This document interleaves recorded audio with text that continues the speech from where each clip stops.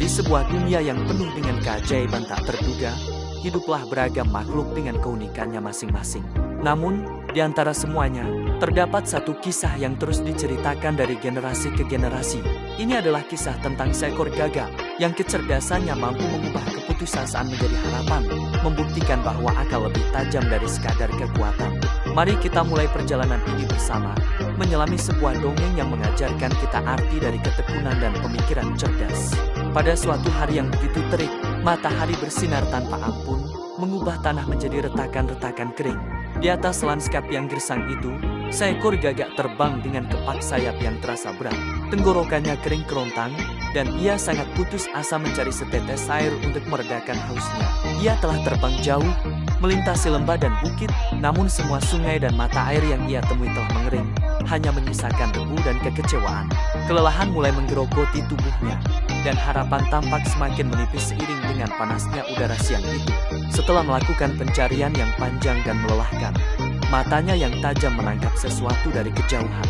Di dekat sebuah pondok tua yang ditinggalkan, berdiri sebuah kendi tanah liat. Dengan sisa tenaga yang ada, ia terbang mendekat, dan secercah harapan tumbuh di dalam hatinya. Namun, kegembiraannya sirna seketika saat ia menjulurkan paruhnya ke dalam kendi.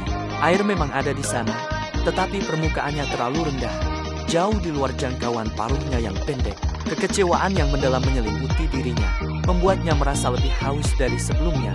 Gagak itu tidak langsung menyerah. Ia mencoba mendorong kendi dengan seluruh kekuatannya, berharap bisa menumpahkannya. Akan tetapi, kendi itu terlalu berat dan kokoh, tidak bergeser sedikit pun. Hampir putus asa, ia hendak terbang pergi. Namun, saat itulah matanya tertuju pada kerikil-kerikil kecil yang berserakan di sekitar kendi.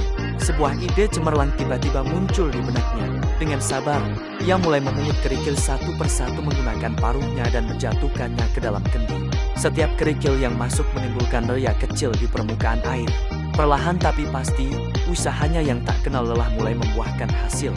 Dengan setiap kerikil yang ia masukkan, permukaan air di dalam kendi terus naik sedikit demi sedikit. Akhirnya, setelah perjuangan yang panjang, air itu mencapai bibir kendi.